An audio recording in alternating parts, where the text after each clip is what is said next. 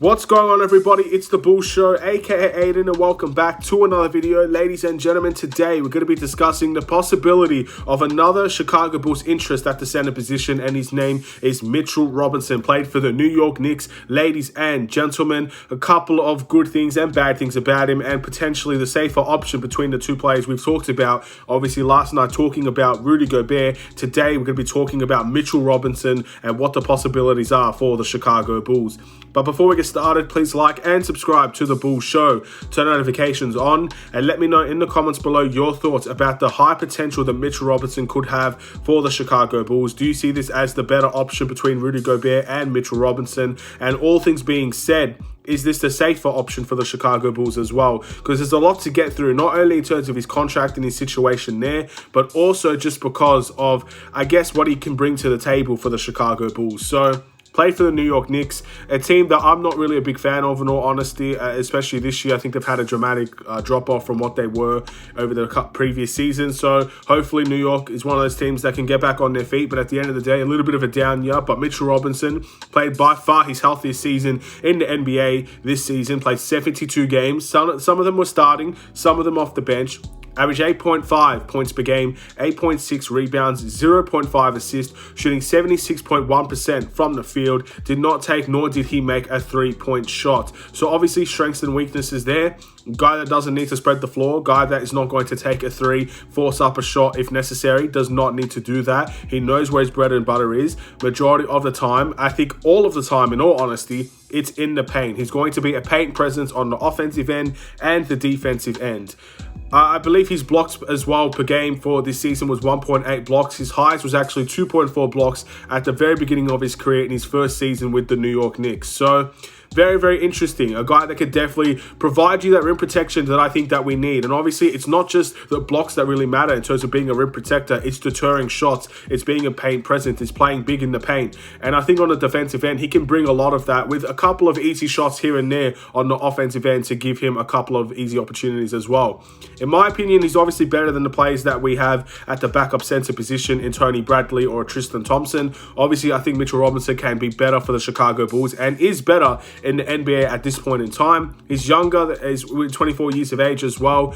Just turned 24 years also. I believe he's born the 1st of April. So again, we're going to be having a very young player on this team and not a relatively expensive player, which is why I consider Mitchell Robinson a safer option, because obviously Rudy Gobert is the prolific, highlighted, one of the best players in the NBA. All the rumors are all about him. He's a superstar player, getting paid like a superstar player, and one of the best defenders in the NBA, especially at that center position. We know what Rudy Gobert brings. We know the player that he is, and we obviously know how high profile of a player he is for that Utah Jazz team, for the NBA, and what he would be for the Chicago Bulls as well. He's the risky option. You give up a lot of assets to give up to go and get Rudy Gobert. With Mitchell Robinson, you give little to no assets to give up. That's the biggest positive to take away, because obviously Rudy Gobert is the better player. I think there's no doubts in my mind, no questions about it. Rudy Gobert is one of the best defenders I've seen at the center position in a long time. Obviously not the best of all time. Don't get me wrong, I'm not saying that. But in terms of what the NBA is today, he's one of the best at it. So Mitchell Robinson is probably not, but he's going to be a player that's going to be cheaper. Don't have to give much assets to, does provide what we need, and can potentially come off the bench for the Chicago Bulls team as well, which means Nikola Vucevic on that expiring deal, we could end up using this season as an offensive talented center. And when obviously when we need a defensive-minded center, boom, we got Mitchell Robinson there ready to play.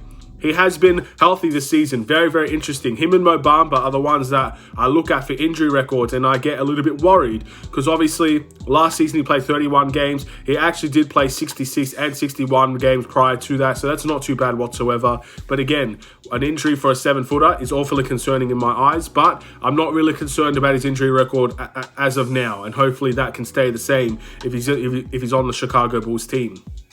He's a restricted free agent, and I don't think the New York Knicks are going to bring him back purely because I'm fairly certain, one, Mitchell Robinson wants a $12 million a year contract. I personally don't see the New York Knicks really wanting to give that to him in all honesty, because he's the type of player that started some games, but also he was benched for a couple of games as well, and he's expressed how he wasn't really used properly on the New York Knicks. So that's definitely something to be concerned about if you're a New York Knicks fan and wanting to bring Mitchell Robinson back. I think there's a fairly decent chance that he's going to go in terms of the restricted free agency period. So that's where the Chicago Bulls can step in and try to snag him from any other team. And obviously the interest expressed is for a reason, because he does provide what we need. He's a great rim protector. He's a good defensive presence. He can grab a couple of boards.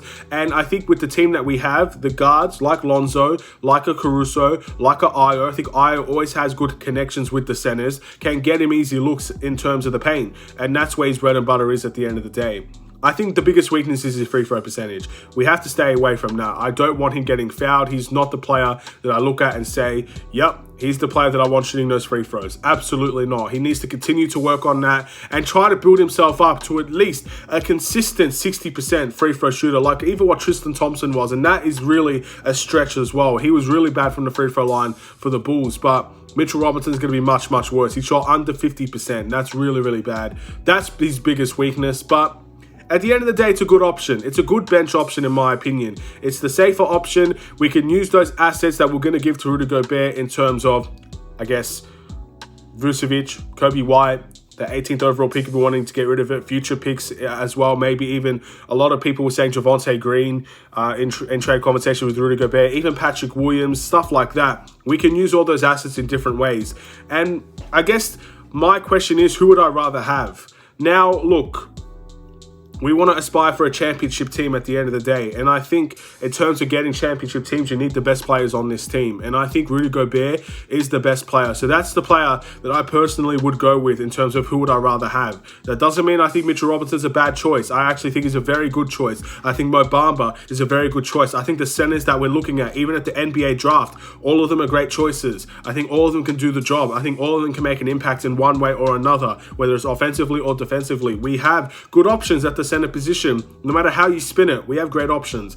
But Rudy Gobert is the best option that we have at this point in time that's available or is in trade conversations. And I personally think we should go for the best available. I think that's what we're trying to do in the draft. I think this is what we should try to do in the trade deadline as well. Yes, we have to give up a lot, and it is going to be upsetting to give up a lot. But here's where I draw the line. I do not want Patrick Williams in any trade conversations about Rudy Gobert. I've seen a lot of people kind of, turn their back on Patrick Williams, kind of turn back on that potential and say, I guess, oh, look at the potential that he does have to what has he done at the NBA level, stuff like that. Because they see that potential of Rudy Gobert and they want to jump on it. In my opinion, Rudy Gobert and him alone does not make this team better. We need to have a team around him to make him better. That includes Zach, that includes DeMar, that includes Patrick Williams. We need a team around that can be good three-point shooters and can spread the floor at a high efficiency. And Patrick Williams does that for the Chicago Bulls. So under no circumstances do I want that potential and obviously a player that would fit the system with Rudy Gobert as part of the trade package. If that involves Patrick Williams, I say no deal straight away. I can understand giving up Kobe White because we have so many guards on this team. We could potentially even go and get another one in the draft. But Patrick Williams is off limit in my opinion. If that's the conversation that we're starting to have to trade for Rudy Gobert, then I don't want that done. I would rather go for Mitchell Robinson and I'd rather go for the safer option and keep that potential here that he could be a good player. I don't want to give up on potential just yet. I've always felt like championship teams come with young players and veteran players combined. It's not one or the other. You don't give up all of your young assets. You don't give up Kobe White and Patrick Williams. They're both too young and they both still have decent potential in my opinion. So giving up one or the other, maybe. Definitely not Patrick Williams. I'm not on board with that. So for anybody saying let's give up Patrick Williams, I disagree, and I'd rather go with Mitchell Robinson. But if we can find a way to do this deal without Patrick Williams involved, if that's trading Kobe White and Vucevic and or Javonte, maybe I'd be enticed. I'd be interested in that, and obviously we can overhaul the team around Rudy Gobert. But if it involves Patrick Williams, I am not on board with that. I do not think we should be doing that. So I guess that's my answer. I want to go for the best available, but I also want to be cautious of the potential that we have. So it all depends on whether or not Patrick Williams is in the deal. If he is in the deal, I don't want Rudy Gobert. If he's not in the deal, I want Rudy Gobert. That's basically my answer to you guys. If that's a good opinion or a bad opinion, it's not my place to say. That's what I personally believe, and I'm going to stick by my belief until we end up getting Rudy Gobert or we end up getting somebody else in terms of the draft or the trades. Thank you for watching, though, ladies and gentlemen. That's the end of this video. Please like and subscribe if you're new. I got to say, I do like Mitchell Robinson as a potential candidate for the Chicago Bulls. I obviously feel like it's a good option to have off the bench, and there are a couple of good centers out there from restricted free agency we can pursue as a bench option that eventually could become starters for the Chicago Bulls. Mo Bamba, if he continues the potential that he has, obviously he still has a couple of good things about him. He can shoot the three, he can do some rim protection, and if he's used properly, he can be a lot better. He could potentially start for the Chicago Bulls, and Mitchell Robinson's in the same vein. So, but again, it's very, very interesting. And I guess we'll just have to wait and see the outcome and what the Bulls believe is the best option available. Have a wonderful and safe day. Stay safe, stay healthy, stay tuned for more. Take care.